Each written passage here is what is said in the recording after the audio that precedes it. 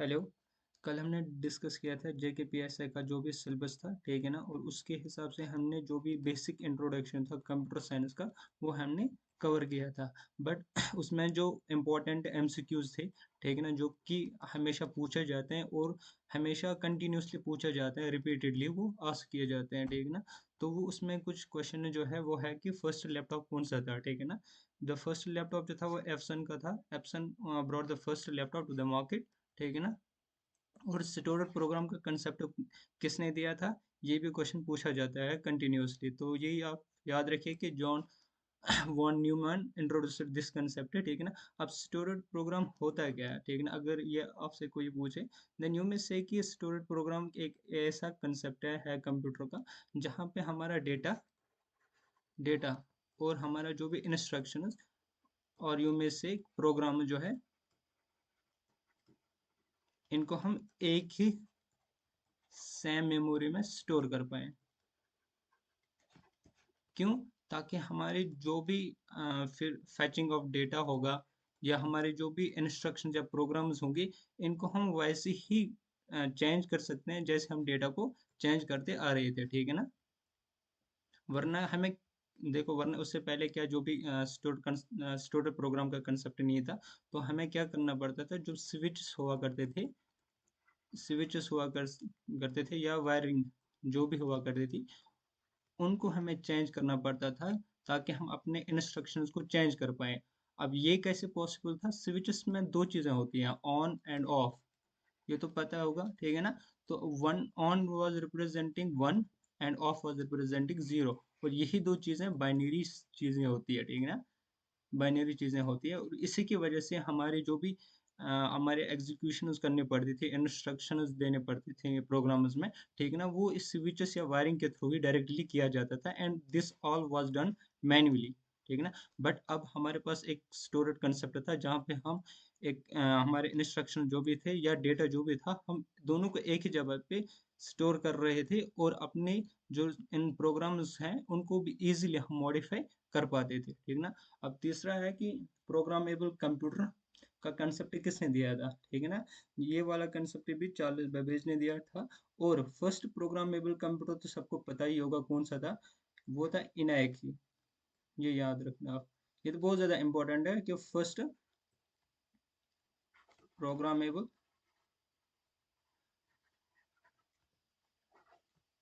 Electronic computer, electronic computer, ज्यादा precisely पूछे जाए तो first general purpose, general purpose, ना कि स्पेशल पर्पस, ठीक ना। जनरल पर्पस के लिए ही फर्स्ट प्रोग्रामेबल इलेक्ट्रॉनिक कंप्यूटर जो था वो इनायक ही था। अब इनायक का भी फुल फॉर्म सबको पता होगा, electronic numerical integrator and computer, ठीक है ना। अब इनको किसने डिस्कवर किया था? जॉन इकार्ट ने और जॉन मैकाउली ने, ठीक है ना। जॉन इकार्ट और जॉन मैकाउली, ये याद रखिएगा। ये चार चीजें जो है वो बहुत ज्यादा पूछी जाती है, तो मैंने इनको अलग से ऐड किया था, ठीक है ना। अब ये भी पूछा जाता है कैड, ठीक है ना। ये एक एक्रोनियम जो इसका है वो है कंप्यूटर एडेड डिजाइन। ये तो डायरेक्टली जेकेएसएसबी एग्जाम में पूछा जाता है, इनका एक्रोनियम क्या है। अब कैड अगर देखा जाए होता है क्या है, कैड इज एक्चुअली ये एक सॉफ्टवेयर है, ठीक है ना, कंप्यूटर सॉफ्टवेयर है, जिसकी मदद की वजह से हम कोई भी डिजाइनस प्रोड्यूस कर सकते हैं। This designs can be 2D या 3D, ठीक है ना। अब 2D का जो भी मतलब डिज़ाइन क्रिएट किया जाता है, और 3D की वजह से हम ब्लू प्रिंट्स क्रिएट करते हैं, जैसे इंजीनियर्स यूज़ करते हैं इसको बिल्डिंग्स के लिए, ठीक है ना। या कंप्यूटर इटसेल्फ, कंप्यूटर डिज़ाइन करने के लिए, सुपर कंप्यूटर डिज़ाइन करने के लिए भी हम कैड का यूज़ करते हैं, ठीक है ना। अब अगर एग्जांपल एक दूं मैं इसका, ऑटो कैड तो सबने नाम सुना ही होगा ना, ऑटो कैड। ये भी एक एग्जांपल है कैड का, ठीक है ना। फिर इसमें जो है ये फुल फॉर्म ये इसका, ठीक है ना, electronic numerical integrator and computer.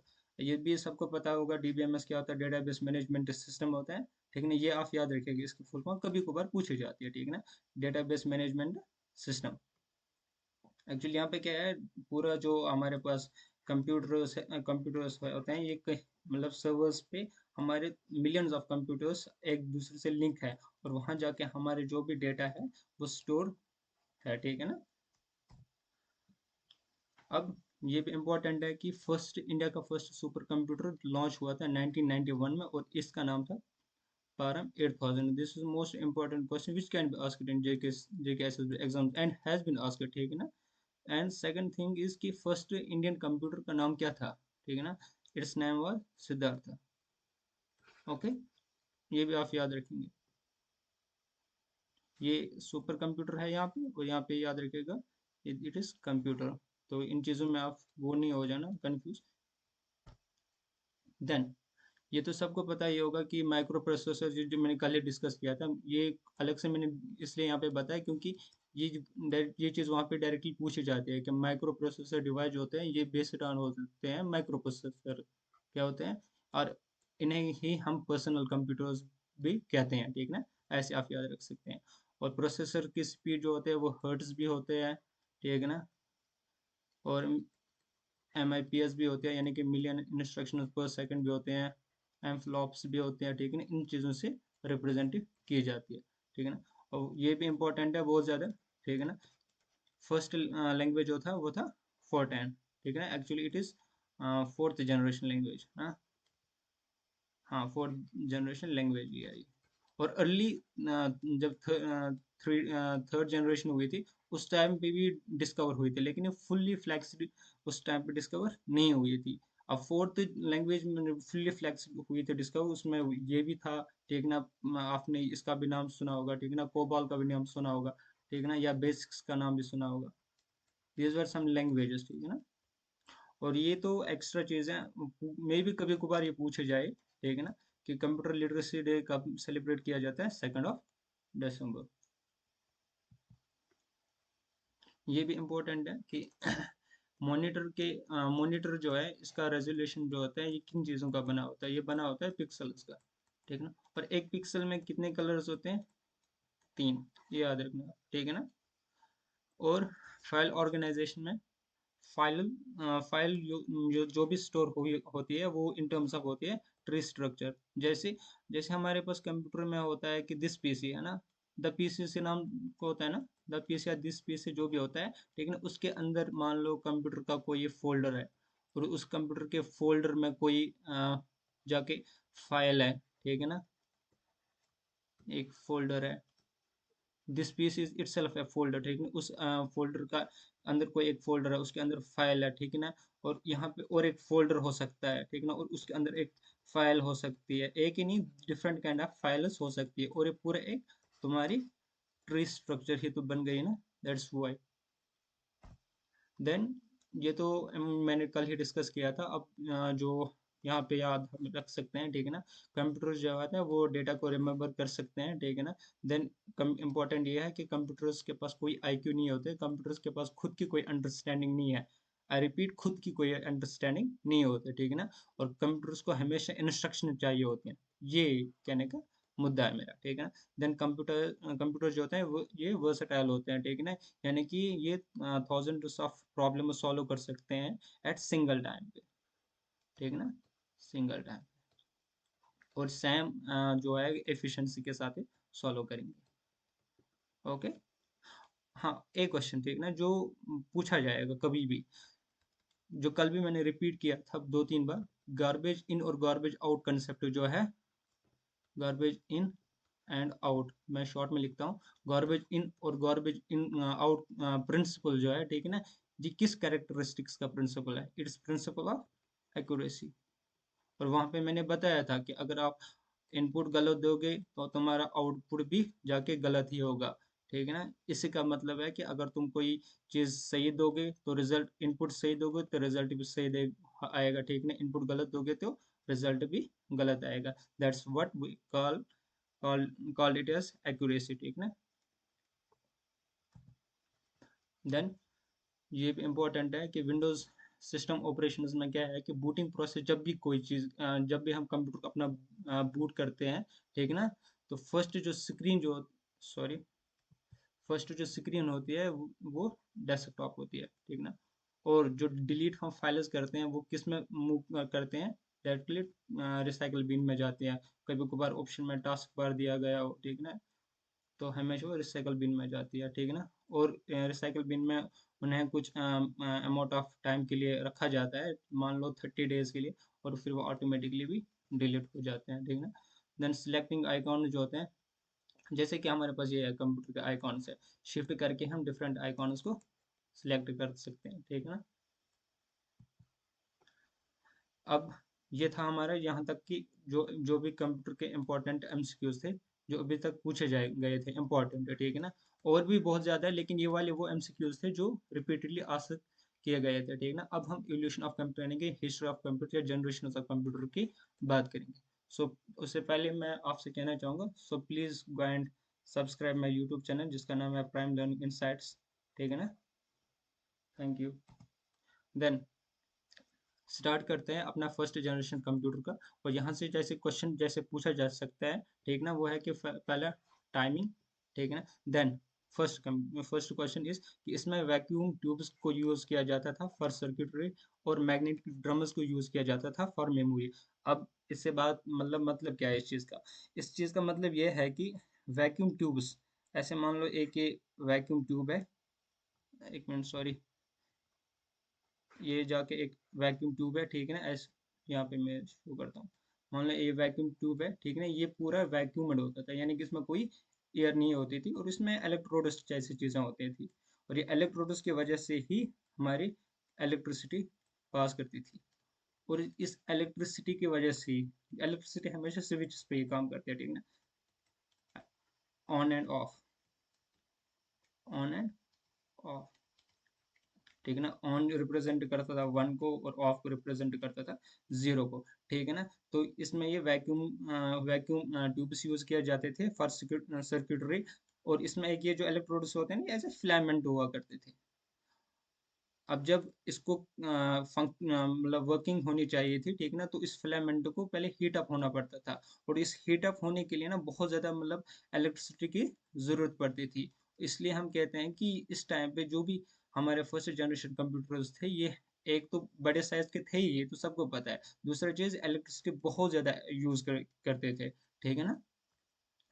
और मैग्नेटिक ड्रम जो है ये मेमोरी के लिए यूज किया जाता था। ये इस याद आया कि सर्किटरी के लिए कैसे इस्तेमाल किया जाता था, क्योंकि इनमें इलेक्ट्रोड्स हुआ करते थे, और इलेक्ट्रोड्स से इलेक्ट्रिसिटी सप्लाई हुआ करती थी। और ये पूरा स्विच मॉडल पे जो कि रिप्रेजेंट करते थे खुद एक प्रोग्राम्स को या इंस्ट्रक्शंस को। जब हम ऑन करते थे तो वन रिप्रेजेंट करता था, जब ऑफ तो जीरो रिप्रेजेंट हुआ करता था, ठीक है ना।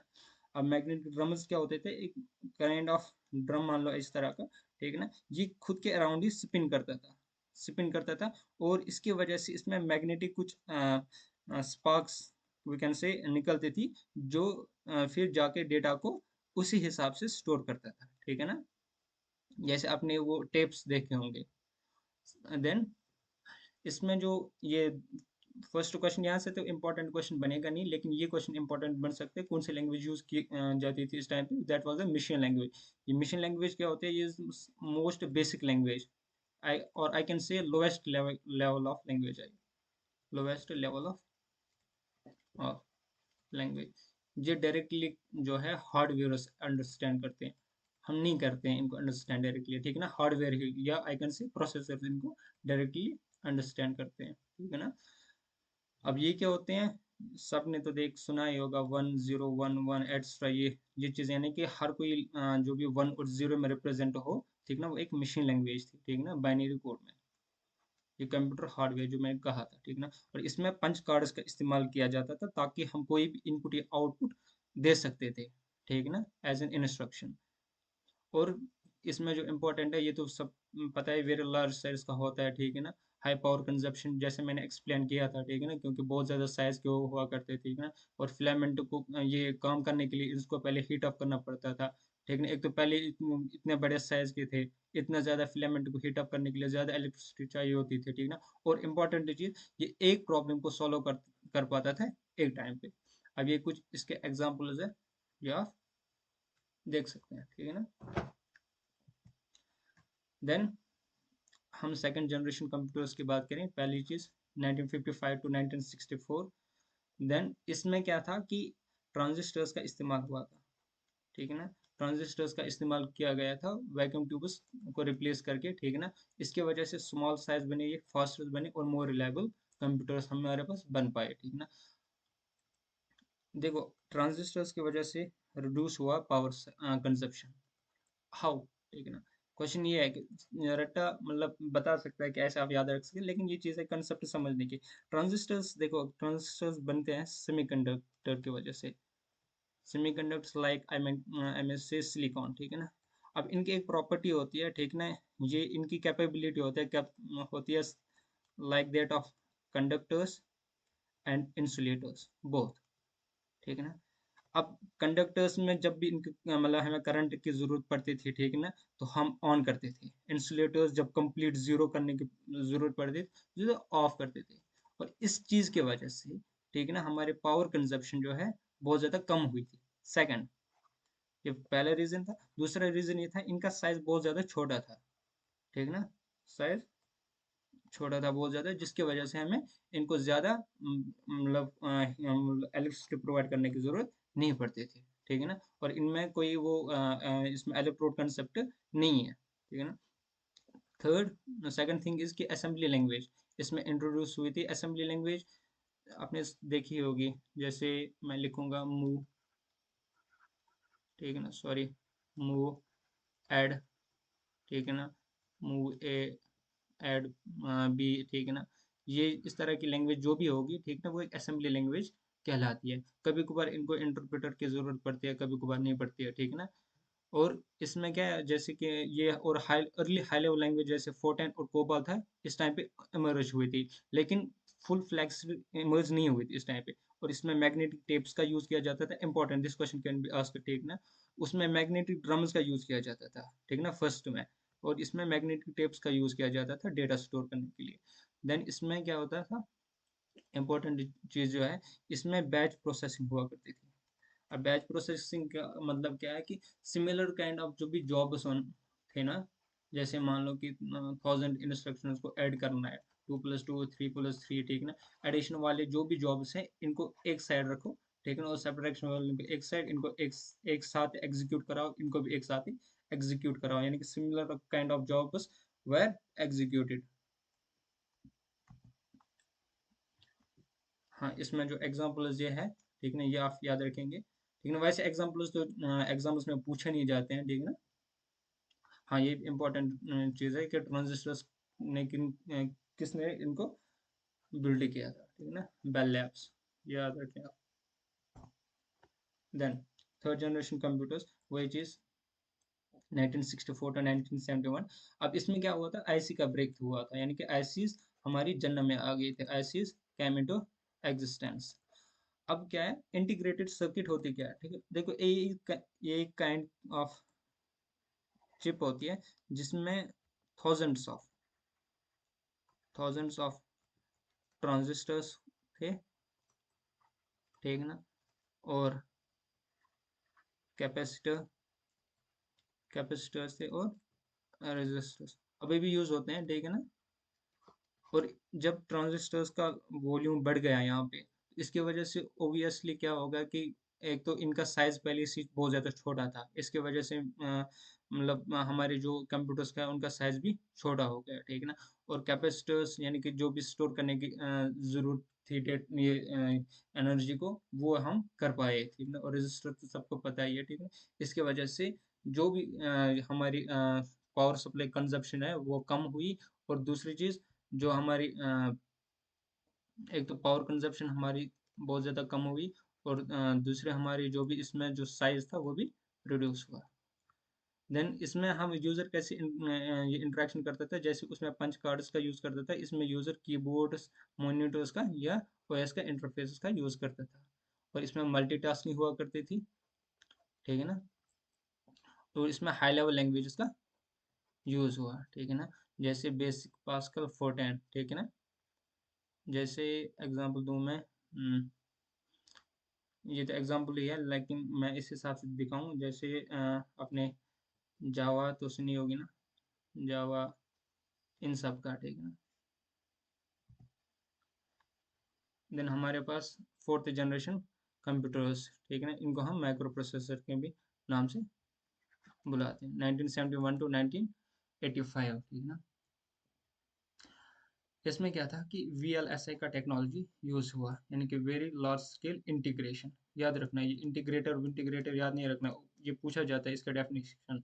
इंटीग्रेशन लास्ट में है, वेरी लार्ज स्केल इंटीग्रेशन, ये याद रखना लास्ट में, ठीक ना।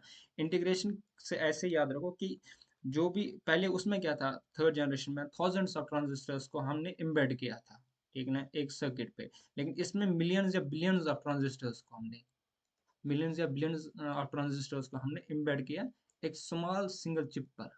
अब सोचिए इसकी वजह से कितना ज़्यादा साइज कम हुआ होगा, क्योंकि आपने तो मे बी आप फिजिक्स में आपने मोरिस लॉ का कंसेप्ट सुना ही होगा, ठीक ना, जो कि कहता है कि हमेशा मतलब 18 से 24 मंथ्स के बीच में, ठीक है ना, जो हमारे ट्रांजिस्टर्स का नंबर है वो डबल होता जा रहा है। अब सोचो ये डबल होता जा रहा है, ठीक ना, हमारे जो कंप्यूटर्स है उनका साइज कितना रिड्यूस होता जाएगा इन फ्यूचर, ठीक है। देन पर्सनल कंप्यूटर्स, इसमें क्या था कि पर्सनल कंप्यूटर्स का जन्म हुआ था, ठीक है ना, जैसे कि हमारे पास डेस्कटॉप्स है, सेमीकंडक्टर मेमोरी का यूज़ हुआ, रैम रोम, ठीक है ना, और इसमें एडवांस लैंग्वेजेस, ठीक है ना, सी एस क्यू एल, ठीक है ना, जावा, ठीक है ना, या पाइथन, ये जैसी लैंग्वेजेस का यूज़ हुआ था, ये एडवांस लैंग्वेज है। देखो वो भी जो है वहाँ पे हाई लेवल लैंग्वेजेस ही है, ये जो मैंने कहा था यहाँ पे, बेसिक पास्कल फोर्टेन। अब इनमें क्या होता है हाई लेवल लैंग्वेजेस में, जैसे मैं लिखूँ ए इक्वल टू 1, ठीक है ना, बी इक्वल टू 2, तो सी रिप्रेजेंट कर देता है ए प्लस बी, तो फिर ऐसे होता है प्रिंट सी, तो आउटपुट क्या आएगा, ए प्लस बी 3, है ना। ये इस तरह की लैंग्वेज जो भी है ना, ये कहलाती है हमारी हाई लेवल लैंग्वेज। देन हमारे पास फिफ्थ जनरेशन, ये तो बहुत ज़्यादा इम्पोर्टेंट है नहीं, बस इसमें याद रखना है कि फिफ्थ जनरेशन में हमारी किसका इंट्रोडक्शन हुआ था, आर्टिफिशियल इंटेलिजेंस का, और इसके वजह से हमारे पास पैरेलल प्रोसेसिंग कर पाई, ठीक है ना। एलन ट्यूरिंग और जॉन एम सी कार्थिक को फादर ऑफ आर्टिफिशियल इंटेलिजेंस कहते हैं, ठीक है ना। और natural language human computer, human directly computer के साथ आप इंटरेक्शन कर सकते हैं, जैसे हम एआई में डायरेक्टली हम कोई चीज़ उससे पूछ लेते हैं, वो डायरेक्टली आंसर दे पाता है, ठीक है ना। क्वांटम कंप्यूटिंग, नैनो टेक्नोलॉजी, ठीक है ना, का इसमें इमर्ज हुआ था, और ये इम्पोर्टेंट है, प्रोलॉग लैंग्वेज जो है ये यूज हुई थी as an AI programming language होती है, ठीक है ना, ये इम्पोर्टेंट है बहुत ज़्यादा। Prologue language is used as an AI programming language. ये शॉर्ट में मैंने रखा है इसमें, ताकि अगर आप रिवाइज कर पाएँ लास्ट में, ठीक है ना। तो फर्स्ट जनरेशन कंप्यूटर्स में वैक्यूम ट्यूब्स का यूज़ किया जाता है, इसमें ट्रांजिस्टर्स का, इसमें इंटीग्रेटेड सर्किट में, थर्ड में, फोर्थ में माइक्रो प्रोसेसर्स का, और फिफ्थ में एआई का यूज़ हुआ। अब ये तो पता ही है सबको, इसकी वजह से क्या हुआ, परफॉर्मेंस इंक्रीज हुई, ठीक है ना, साइज हमारा डिक्रीज हुआ, कॉस्ट हमारा डिक्रीज हुआ, ठीक है ना, और एफिशिएंसी हमारी बहुत ज़्यादा इंक्रीज हुई। जैसे आपने देखो वैक्यूम ट्यूब्स आपने देखे हैं कभी, जैसे हमारे रेडियोज में, जैसे पहले पहले वो टीवी आया करते थे, उसमें एक बल्ब सा हुआ करता था, ग्लोइंग बल्ब। आप जाके टीवी कोई तोड़ना, पुराना सा कोई, उसमें ये कोई ग्लोइंग बल्ब जैसा दिख जाएगा ना, ठीक है, बड़ा सा होता है वो, ठीक है ना, वही हमारा वैक्यूम ट्यूब्स कहलाते हैं।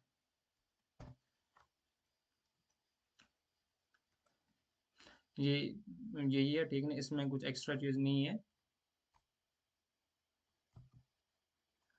दैट इज आज के लिए। तो हमने आज जो भी डिस्कस किया, कुछ एमसीक्यूज डिस्कस किए, मैंने उन एमसीक्यूज को एक्चुअली क्या है कि उनको डायरेक्टली एज ए कंटेंट दिया था, वरना मैं चाहता कि उनको एज ए एमसीक्यू ही एक्सप्लेन करता। बट जब मैं एमसीक्यूज का एक लेक्चर लेके आऊँगा, ठीक ना, ये एक दो लेक्चर्स कंप्लीट करने के बाद, तो उनमें मैं इन चीज़ों को ऐड करूँगा एज ए एमसीक्यूज ही, ठीक है। अभी मैंने एज ए कंसेप्ट दिए थे ये सारी चीज़ें, अब जो भी इंपॉर्टेंट चीज़ें हैं ना, उनको मैं अब एमसीक्यूज में ही लेके आऊँगा। और बिलीव मी, जो भी एसएससी के और जो भी एनटीपीसी के, रेलवे आई मीन टू से, ठीक है ना, और जो भी बीपीएससी के, या जो भी हमारे सी सेट में कम अगर पूछे जाते हो, ठीक है ना, मतलब बाकी जो एग्जाम्स हैं, ठीक है ना, मेरे पास बहुत ज़्यादा ये है मटेरियल इनका, प्रीवियस क्वेश्चन का, ठीक है ना।